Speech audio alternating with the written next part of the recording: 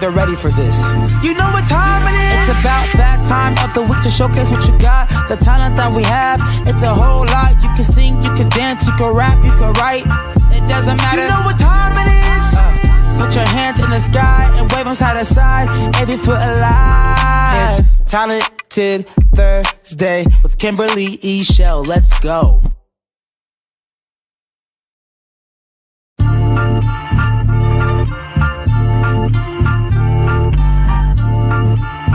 I don't think they're ready for this. You know what time it is? It's about that time of the week to showcase what you got, the talent that we have. It's a whole lot. You can sing, you can dance, you can rap, you can write. It doesn't matter. You know what time it is?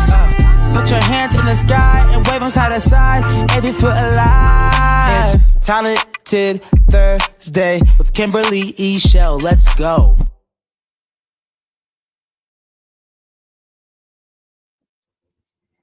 Let's go, Damon. Welcome back. Welcome back. What a long commercial break, right? Yes. It's okay. I did like a little, dance number for them to hold them tight for a minute. Cool. So I just want to apologize to the people, but I overlapped my bookings and I didn't want to not keep this commitment, but I certainly had to take care of the show. So here we are. That's what it is. It's show business, people. That's it. They say there's no business like show business. Okay? Absolutely. Yes. So thank you so much. Let's jump back in and get this started. Damon, you're not only a comedian, you're also a writer, actor, and producer. You recently executive produced and hosted your own 8-episode series, Laugh Tonight with Damon Williams. You've had several roles in film, including a leading role in Heaven on 7, and you're a writer on Sherry, which is one of my favorite shows. Okay. So when did you know you wanted to branch out into other areas of entertainment? Well, like I said early on, I decided that just being an artist, you're at a disadvantage sometimes because you have to wait for people to call you. You have to wait for people to book you. But if you create your own opportunities, your own enterprises, then that, you put on that different hat and you pay yourself. So that's how I got into producing. And then when it came to producing live shows, someone approached me. They had seen a lot of my work and said they wanted to give me a TV version of what I do live. And so when that came about, that's how it was a brand new Black-owned streaming platform called Urban Flix. The CEO knew a friend of mine, or a family member actually. And they connected us. And that's how that show came about. And my idea for the show was it's almost like a late night talk show, but it's only stand-up and interviews. So I interview each comedian one-on-one. You get their backstory like we're doing here. Then they go out and perform their set. And that's called Laugh Tonight with Damon Williams. Now, it launched on Urban Flix, which launched in 2020, right before COVID. They launched like February 2020. So they didn't get half the advertisement. We were going to do billboards nationwide, but everybody was in the house, so they scrapped that campaign. They did a few commercials on BET, but, didn't really catch. Fast forward a couple years ago, they took my show and licensed it to Tubi. And since Tubi is free, now everybody has the opportunity to see this show. I'm really proud of it. It's called Laugh Tonight with Damon Williams. 8 episodes of some comedians that you may have not heard of, and some have gone to do major things, like Just Niche is blowing up right now. She's writing for the Miss Pat show. She's on tour with them. We Them Ones. There's a Japanese lady named Oxo, and she went viral and blew all the way up. Now she has 2 HBO specials. But I like to be on the cutting edge, cusp of finding emerging talent before they hit the blow up scene, like this band that I'm with today. I promise you when I tell you, you're gonna look up and say none above. You heard it from me first. Trust me. Yes, indeed. And I love that about you. It seems like you're not afraid or just out of wits to share your platform with other people. You know what I'm saying? And that's major because everyone deserves a chance, right? And they can't get a chance unless somebody reaches back. Absolutely. So what has caused you to be one that reaches back? Even like I counted an honor for you you're busy today, but you gave me your word and you're here. And so that matters, word is bond. And so what has made you be that way? Well, I don't know how to describe myself. I want to say I'm an empath, but I feel for other people's circumstances and situations. And I feel like it's just a natural generosity or a trait that I have is nobody's blessing is going to block my blessing. So if I'm helping other people exponentially, it may even return as a blessing. Not that that's my intent, but there have been Right. circumstances. There are people that I put in this game that have turned back and blessed me. For instance, D-Ray Davis. I gave him the mic the first time he ever did it.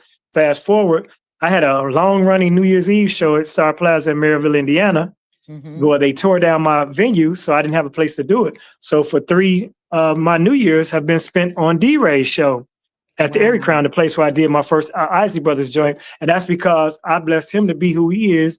And now he's returning the favor. And I never did it for that, but I felt like it's strength in numbers. If you are the only one shining in your group, then, that's an awkward position for me. I want everybody to eat, Exactly. first of all. Secondly, if all of us unite and create our own fan bases, and then we come back together and present on a platform, that platform is going to do exponentially better. Yes, indeed. Keep sowing those seeds. You know what I'm saying? Those are seeds and that you have planted that are sprouting. When you sow into good ground, so you must have an eye, and I believe that you're probably a man of faith to know I can put something in this person and they're not gonna mess it up, you know? And so I Absolutely. There see that. haven't been too many people that I'll say blessed or presented opportunities to that didn't take it and run with it. So Mhm. that's been the blessing. Nobody, I really can't point to one person I say I should have never done that. So there are no regrets in that. Only good things can come from doing good things. That's my philosophy. Yes, indeed. You reap what you sow. You know what I'm saying? So you sowing great seeds, it has to come back to you. So Yeah. I want to go back just briefly, because you opened up for the legendary Kings of Comedy tour, right? So Right. you worked with, of course, Steve Harvey, Bernie Mac, Cedric the Entertainer, and DL Hughley, and you still have been working with DL, I believe, on That's What I Think with Damon Williams. And so I want to know, what are some of the lessons or experiences that you learned early on that you're still applying today?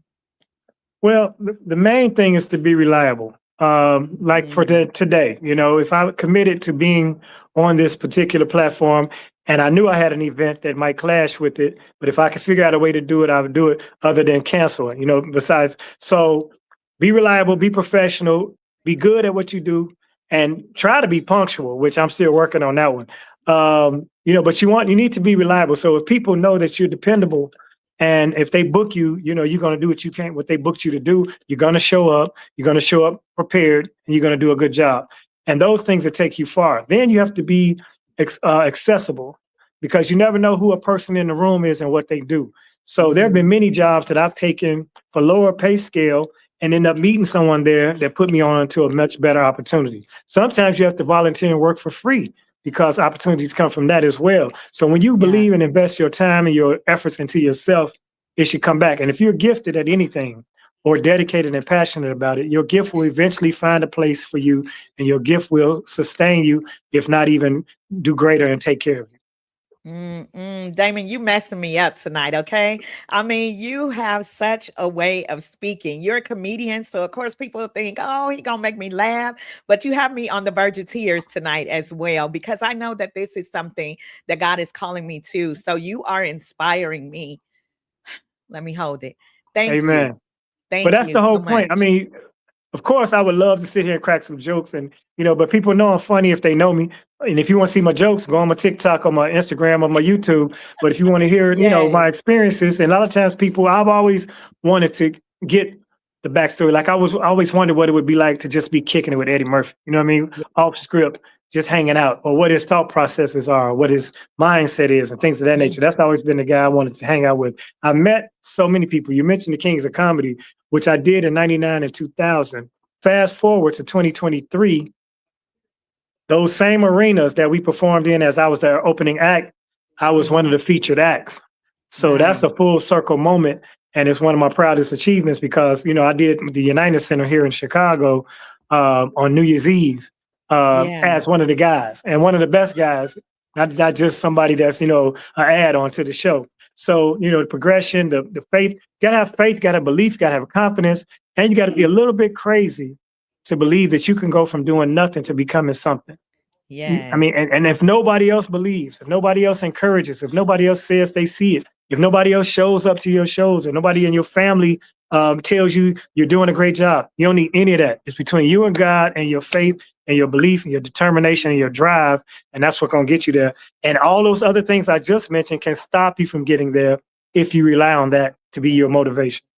Absolutely. Absolutely. One of the comments here, Quila Davis, she said, tell him to repeat that part. Sometimes we have to work free and it will open doors and place you in rooms. Yes, indeed. I guess she's saying, say it again. Say it Yeah, again. it's like Okay. being an intern, but first of all, if you're doing it as a passion, people don't know. A lot of times they pay me a whole lot of money to do this when I would have done it for nothing because I just wanted to be at the place or do the thing or perform in front of whoever's in that crowd.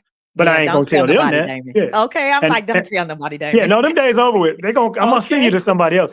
I'm the passionate person. My girl Jada is about the bread. She gonna lock it down. Yes. So, I might make you a promise that I can't keep because she gonna take care of the money. Like, they got money, they can take care of this. So, and it is still my occupation. It is my livelihood. I rely solely on my humor and my career to feed me, my family, my mama, and everybody else. So I'm not gonna take shorts. In fact, it's time for me to elevate that whole situation going forward. But I'm also sensitive of people's circumstances. So some of my events are underpriced because now that we're at war, gas prices, Yeah. grocery, everything is high. People want to be entertained, but they don't want to pay these Beyonce prices. You know what I mean? Yes. So if I Yes. can provide an event that's affordable, enjoyable, and good for the people, and I can still profit from it, of course, then it's a win-win for everybody.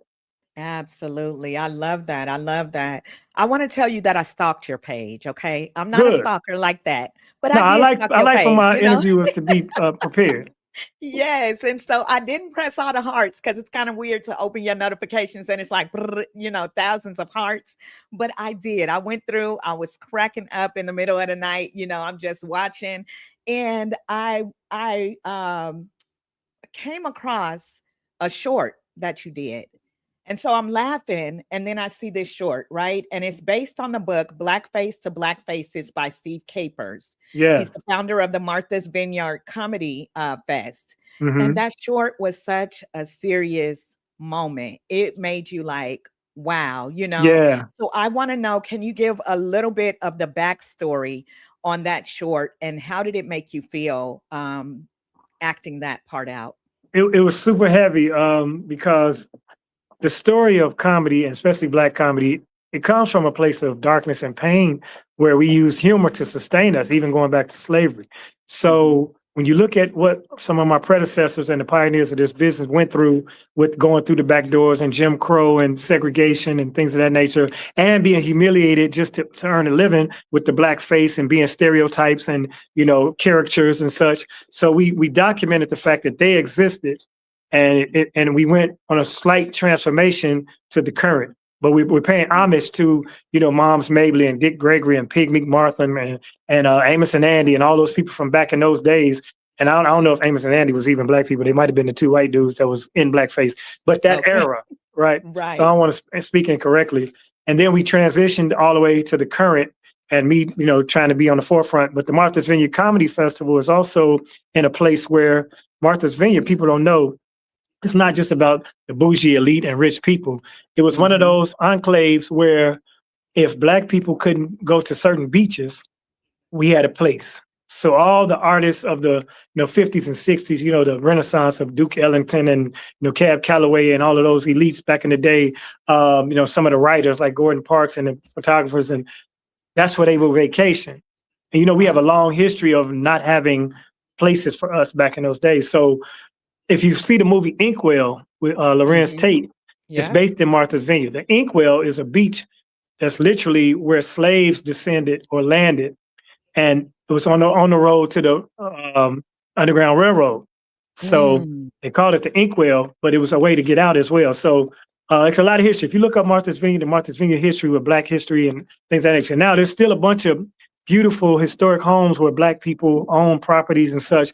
And it's rumored that that's where Martin Luther King wrote the I Have a Dream speech. Wow. Yeah. Wow. Oh my goodness. It's just so deep, because in entertainment, again, Black people could not do the things that they wanted to do without being almost shamed. You know, that's Yeah. why we had the Chitlin circuit and all of those things. And even here in Las Vegas, you know, we have West Las Vegas because we couldn't go into the casinos, you know, and when we did, it was through the back doors. So I love that you are reaching back to pay, you know, homage to those people that came before you and just knowing your history. You know, a lot of times we want to dive into an industry and we don't even know who came before us, you know. And so that's why, like I said, I love Sherry, I love Oprah, you know, I love Tamron, I'm enjoying Jennifer, you know, all of these people that are before me. I know that one day, I believe, I'm crazy enough to believe that As I'm you on my should. way to hell. You know what I'm saying? But Indeed. yeah, in the meantime and in the between time, I'm watching them, I'm studying them, I'm believing, you know, that if they can do it, that I can too. And that's So the yeah. thing. You have to visualize, you have to see yourself already there, and you have to see examples of it. So, for instance, for me, being a Chicago comedian, when I decided to do the open mic, the first person to hand me that mic on stage was Adele Givens. So, Adele Givens was already on Wow. HBO, and she's from Chicago. Then Kenny Howell was coming through the door, and George Wilborn, and these cats had already touched cable. So, I knew if they could do it, and it's right there before me, and they started from nowhere, that it could be done. It makes it attainable. So, you have to have an inner drive and belief that is possible, but well beyond logic. Like, it's Mm, not logical for me to say, all right, I'm gonna scribble down a couple of my thoughts and I'm gonna travel the country and tell these people and they're gonna buy seats and people are gonna pay to see and hear what I thought of. You know what I mean? right, It's right. illogical. But if you believe it and you can do it well enough and you're diligent and you're patient, patience is a big thing in this industry. A lot of people might Mhm. even have meteoric success immediately out the game, and you might try to compare yourself, but you have to be in blinders. Your journey is yours, specifically to you. And sometimes fame comes with a price. So you look at Yeah. some people who got famous. I mean, I just, for instance, one of my favorite comedians, and it really was inspirational in changing my life, is Martin Lawrence. From him hosting Mhm. Def Comedy Jam, Martin Lawrence, Bob Sumner, who was the talent producer who found us, Russell Simmons, of course, and Kid Capri, they all changed the game and they changed my life as well. Yeah. But Martin, when he got famous, you know, he had a situation where he was out running in the street in a sweatsuit and tell me they trying to kill me, you know, and that Exactly. fame comes with something. It's a darkness and it's a wicked, Mhm. evil spirit in entertainment if you allow it to permeate what you do. So sometimes taking your time and developing your craft and having a longer journey is probably protecting you from some of the, you know, the pitfalls and obstacles that can take place. I mean, if you look at Absolutely. anybody that worked with Diddy, you know, a lot of them are not even here anymore, you Right. know, but they had that one hit right out the gate, you know, that instant gratification, that instant success. And sometimes that comes with a price. That is huge. I feel like we're in front of the world right now. Whoever want to tap in can tap in at this time.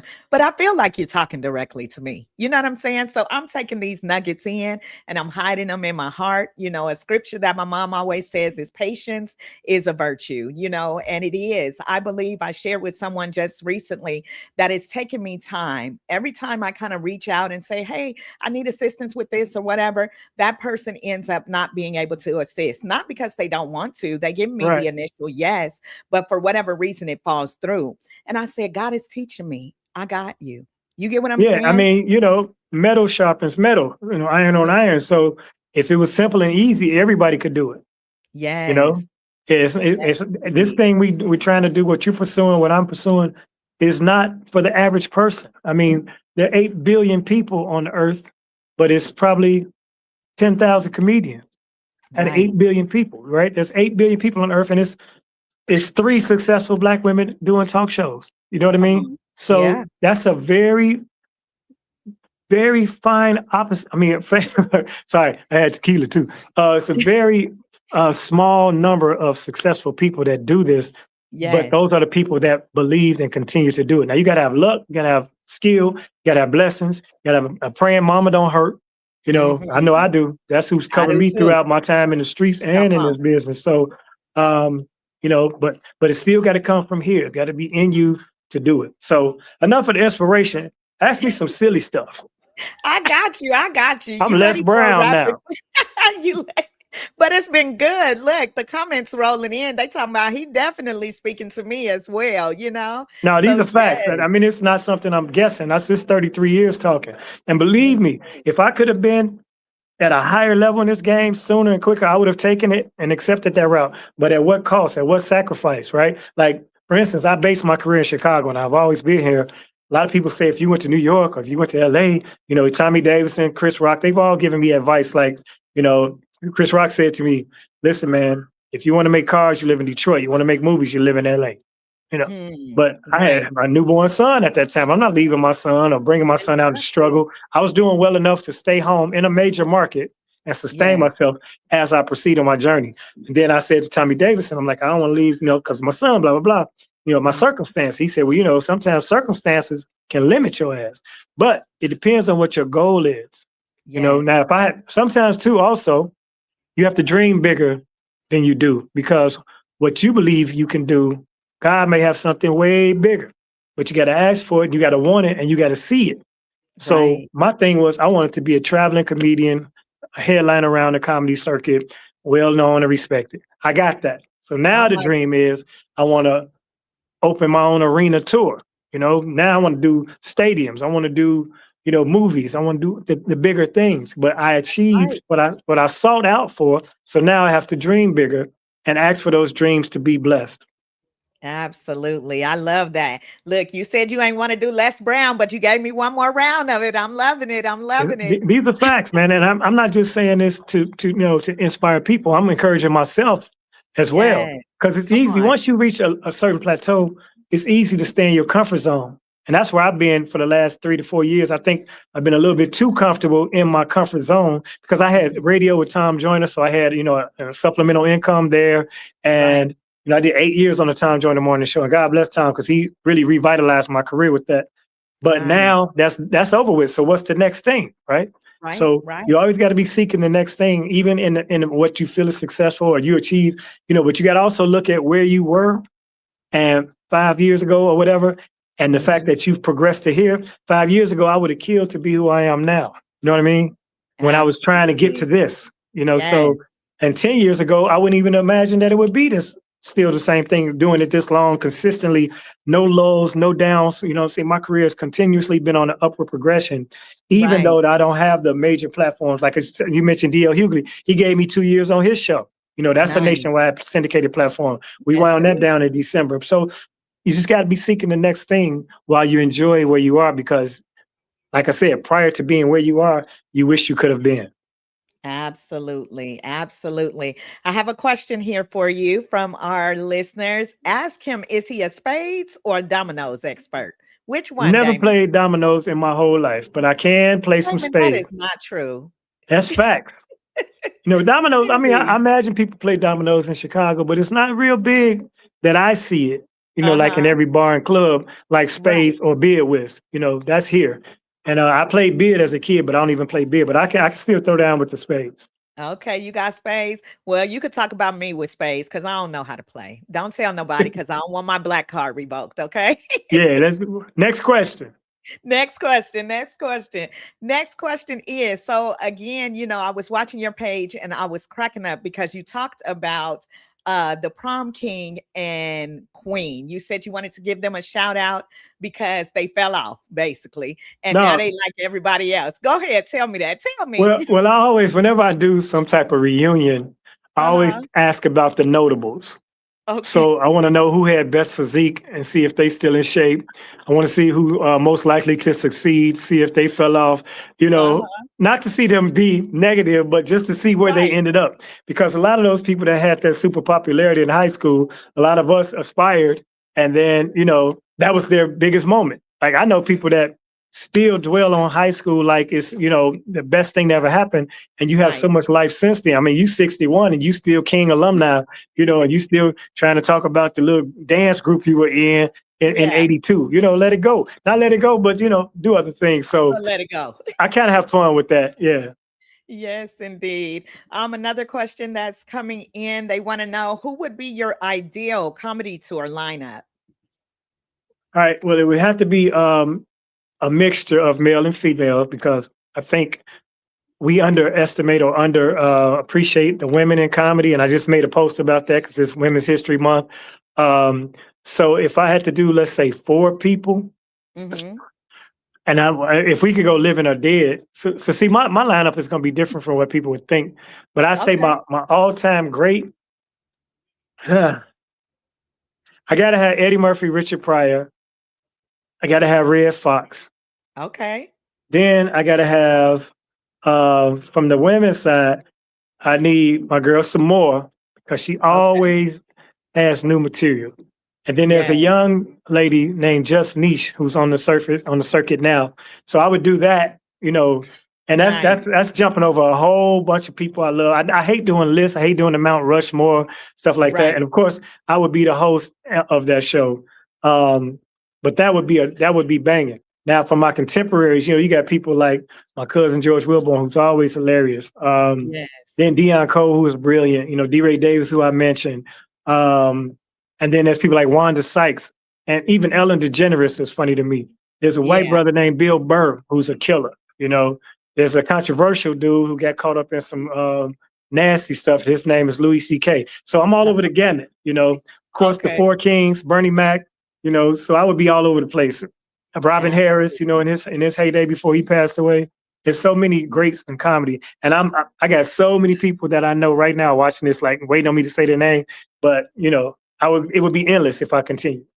Absolutely. I got you. Last thing we're going to do, I know you got to go. I want you to get to your family and your fans. Right. A rapid fire round for you. Coffee or Okay. tea? Tea. Tea. Early bird or night owl? Night owl. Hecklers, ignore them or roast them? Had their ass to pieces. I wish the hell you would heckle me at the show. I'd never ignore a heckler. I embrace and enjoy it. I will ruin your date and your life if you come at me. But I also try to do it with tact, especially in these days, because it used to be, it was like go for the jugular. But now you got to be tactful. I feel like they should be able to laugh even while I'm roasting them. Plus, you don't want no problems later because now people don't fight no more. So you tear somebody down and then they waiting on you in the parking lot, or you don't even know 6 shows later because you on a flyer, this dude waiting in the wings and he a sniper. You know what I mean? So, and I don't want to embarrass people to the point where they don't leave enjoying the show. But if you're being belligerent and you being a problem, you're not going to win. So try it if you like to. Tear them up. It's going to go bad for you. I promise you. Yes, indeed. First thing you do when you wake up? Thank God, stretch, rub my wife's booty. In that order. In that order. Your go-to comfort food. Comfort food, anything with chicken or salmon. Okay. But I love soul food, so it's greens, cornbread, macaroni, yams, the sides. That's my thing. Yeah. You eat good, eating good. Yeah. Your biggest pet peeve? Biggest pet peeve? People who smoke around people that don't want to smoke around them. Yeah. And then even you weed heads, it's legal, but you loud. Oh, don't be loud. That's a problem for me. Real loud. Yeah. All in the concerts, loud. Okay. Loud. Smoking over my, getting smoke in my clothes. Right. Yeah, I like to wear this 2-3 times before I wash or clean it. You understand me? If I go to a smoky spot, it's a problem. Yeah, and they going to work the next day and getting drug tested and ain't did nothing. Yeah, anybody that smokes, intrusively, that's a pet peeve. Yes, indeed. Last question for you, Damon. Something that instantly makes you laugh.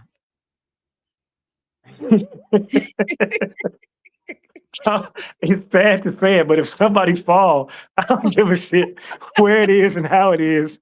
I'm laughing. Now I'm gonna hope they all right, and I'm gonna help them. Right. But any type of stumble or fall or trip, it's hilarious to me. Like I had this clip when I used to do Jenny Jones show way back in the day. They had outtakes, and one of the editors gave me this outtake, and it was this guy. He called himself a hip hop hula hooper, so he's hula hooping, right? But he wanted to do a backflip off this banister to start his routine. And he didn't quite flip all the way over. And he landed, bam! And he got up and he still tried to do his dance, but he was dizzy and his nose was bleeding a little bit.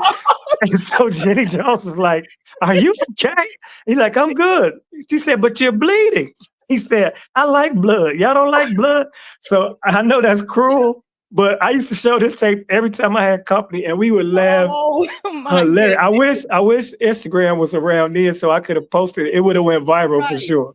For Yeah. sure. Oh my Especially if you goodness. fall doing something stupid, not just Right. but falling is hilarious. Especially when people take their time to fall and they don't they fight the fall. Yeah, exactly. It's Just a go on long down, fall. man.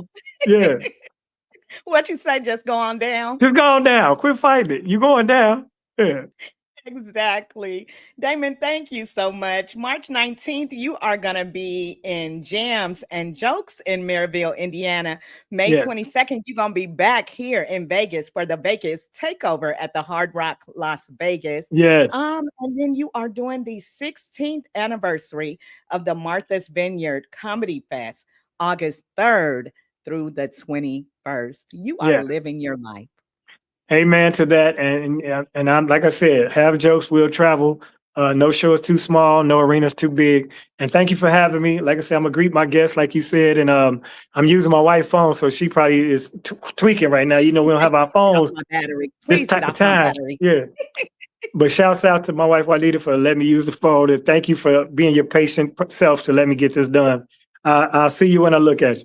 All right. Thank you so much. Thanks to your wife, Juanita. Damon, we appreciate Now you. look, Take shouts care. out to the band None Above. Hey, none above. All right. Yes, indeed. They've been over here whispering, trying to get this done. So we out of here. Okay. Hey, All you right, have all right. None Above come see me too, so they can get an interview We'll do in. it. How about that?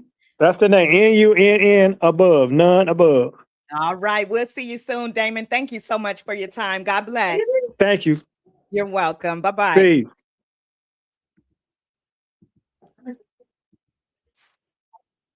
Thank you so much for staying with me tonight. Again, I am your girl, Kimberly Shell.